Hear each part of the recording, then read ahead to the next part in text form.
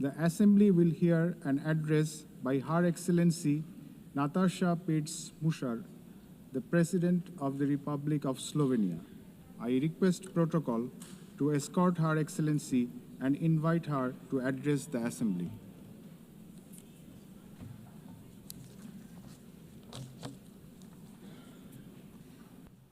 Madam President, please accept my warmest congratulations on your election at this historic 80th anniversary of the United Nations.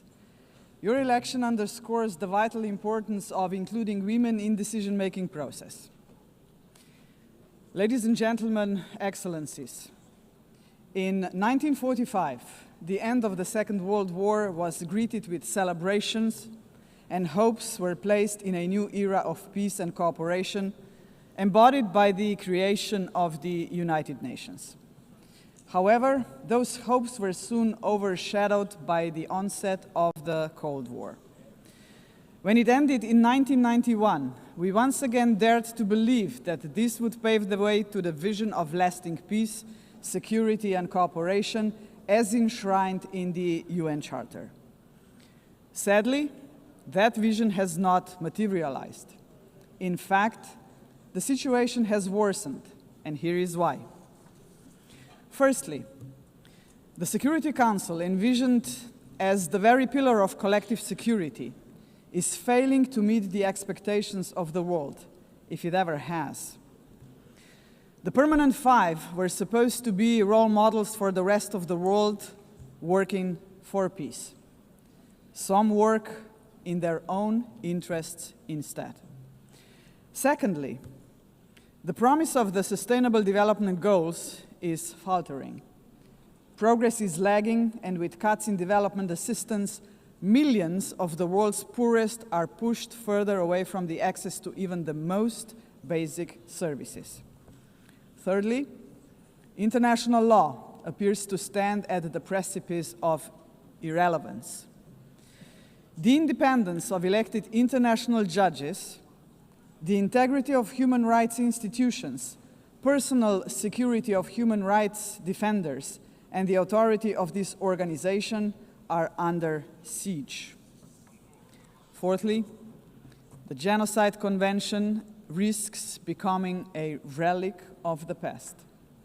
Some states have put the International Criminal Court to its greatest challenge ever. Its prosecutors, whose only duty is the pursuit of justice, and its judges, whose responsibility is to uphold the law, our international law, now face sanctions and intimidation. As if the states that sanction them would prefer to shield the alleged perpetrators of atrocities rather than confront the truth and help deliver justice. Fifthly, the landmark opinion of the International Court of Justice affirming that international law obliges states to prevent harming the climate already feels obsolete. And finally, states are withdrawing from the Paris Climate Agreement, from the Ottawa Treaty, and from the UN agencies, or simply cutting their finances. Each such act chips away at the support for multilateralism, a system designed not for the powerful few, but for the benefit of all of us. Madam President, how are we to explain these trends to our electorates, to our people, and above all, to our children? Shall we tell them that this is the new normal, that might makes right, that the strong may seize what they want because they can, that they can kill with impunity because they can, that they may pollute, wage wars, and trample on international law just because they can? Are we prepared to look our children in the eyes and say, "This is the world you will inherit and there is nothing we can do about it"? With the adoption of the Pact for the Future last year, we have charted a path toward a stronger, more forward-looking United Nations. But we must now create the conditions to fulfill our commitments. One way forward is to establish a permanent advocacy network to give the pact unconditional, sustained political support. To this end, I propose the creation of a global forum for the future, an inclusive movement of states committed to multilateralism, mutual respect, and the defense of our shared vision. A movement determined to stand up for the pact and drive its implementation at every level. As states consider how to implement the pact for the future, some solutions may be seen as inconvenient today, but in the long run, ladies and gentlemen, they are not optional. They are systemically necessary. The first example is the reform of the Security Council. We all recognize that it is the principal organ entrusted with the maintenance of international peace and security. But what it is not, and must never be, is a body that stands above international law to defend the interests of some at the expense of others. UNGA's norms must be safeguarded as a matter of principle. If the prohibitions against genocide and crimes against humanity are accepted as UNGA's norms, can any permanent member claim a legitimate veto right in such circumstances? Member states have attempted to address this question through many reform proposals, but with minimal progress. This is why we must dare to go further now. We, the General Assembly, must take a bold step and request an advisory opinion from the International Court of Justice on this very question. Second, we must confront the gap between our words and actions on gender equity. Progress has been made, but far too modestly. Over the past 80 years, 13% of leaders in multilateral organizations have been women. And no woman has ever served as Secretary General of the United Nations. And this, ladies and gentlemen, must change. So, Excellencies, ladies and gentlemen, let us make history.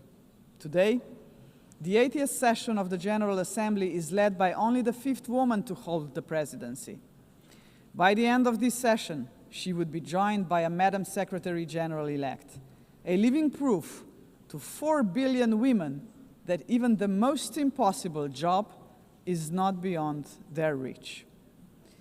But gender representation is not enough. What we must achieve is actual gender equity because it benefits not only women and girls, but entire societies. True equity requires systemic change, and so women's empowerment must remain at the heart of our global agenda. International organizations must weave a gender perspective into every strand of policy making. And that should be a result of effective participation of women and girls themselves. Electing a Madam Secretary General would be historic, but it must only be the beginning of a much deeper transformation. Madam President, the Pact for the Future sets out clearly what must be done to change our world for the better. I have mentioned only 2 of the many challenges we must confront decisively. But we can only succeed as a community if we accept that there is no future for humanity without a fundamental change. The mandate of the Global Forum for the Future would be to push towards such a change. This is why it must be inclusive. It must not be merely a coalition of countries. It must inspire hundreds of millions of people. For when it comes to human dignity, the constituency of like-minded individuals is vast, diverse, and knows no borders. Human dignity is indivisible. We must fight for it no matter how great the obstacles are. And there are many, we know that. Think of hunger. Time and again, humanity rose across continents to confront the scourge of hunger, to no avail. Worse still, hunger is now being weaponized, turned into a tool of war. We receive reports on a daily basis of how women and children are starved because they are marked as legitimate targets, as enemies. How cruel, how inhumane is that, ladies and gentlemen? We cannot allow this to happen any longer. 40 years ago, musicians stood against hunger. Instead of guns, they, the Band 8, used music. The world heard them, but they were not loud enough, as hunger has not been eradicated. Today, we have science. We can address on a scale beyond imagination not only hunger, but every act of violence against human beings and all human fears. Granted, science, technology, and global connectivity are too often twisted by cynical leaders and warmongering regimes. But they can also be harnessed for the common good. Artists, influencers, and visionaries with audiences of millions can join forces with the governments of like-minded nations. Together, their voice in defense of humanity could become irresistible. Together, we can demand real action by all governments, all world and community leaders on the Pact for the Future, and hold to account those who betray human dignity to its very core, through wars of aggression, genocidal policies, and crimes against humanity. If we join forces and make ourselves heard, nobody can ignore us, not even the most arrogant governments and individual politicians. Of course, such initiatives cannot emerge out of thin air. They require leadership, strong, inclusive, and fearless leadership. We, the leaders of today, are only transient custodians of power. Some of us may not be here after the next election, but that is precisely why we must act now. Our responsibility and destiny will be judged by how we treat our planet and its people today. We simply cannot afford silence, ignorance, or passivity, not while we hold power and possess the power of the word. Hesitation is not an option, Madam President. For most of us, members of the UN, is not might that makes right. It is the opposite. We must not allow the powerful few to ignore us. We must not surrender to a world where power alone prevails. We, the majority of United Nations members, must be role models. We must work for a different world. The Global Forum for the Future can be a platform for the much-needed transformation in which partnerships with non-state actors and companies are indispensable. Profits must finally serve development for all. Innovation and sustainability must drive tolerance, mutual respect, and inclusive dialogue. Is that too much to ask? If we, the leaders of this planet, can offer nothing but terror, conflict, pollution, fear, inequalities, and war to 8 billion people, then we must confront the truth. We are complicit in crimes against our civilization and our planet. And not just us, heads of states, but leaders of international institutions, CEOs, and every individual with the power to make a difference share this responsibility. None of us can claim ignorance of what is at stake. If we believe in human dignity for all, we must deliver more. A world that fulfills lives, not threatens them. We must say yes to inclusive multilateralism and a resounding no to multipolarism. Let us show that this General Assembly can and will make a difference, as it has often done before. Let us demonstrate that we reject arrogance, hatred, and willful blindness to a lack of equality and justice, to wars of aggression, crimes against humanity, and genocide, because they tear us apart for generations. And let us proclaim in all seriousness and sincerity that we embrace personal and collective responsibility to uphold humanity, sustainable development, and international law, because this will keep us together as a civilization for generations. And Madam President, let me end on a personal note. For the sake of future generations, to fulfill our responsibility as human beings, to ensure that we are on the right side of the history, we should do the right thing. We did not stop the Holocaust. We did not stop the genocide in Rwanda. We did not stop the genocide in Srebrenica. We must stop the genocide in Gaza. There are no excuses anymore. None.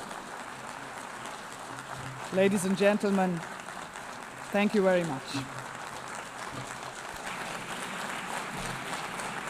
On behalf of the Assembly, I wish to thank the President of the Republic of Slovenia.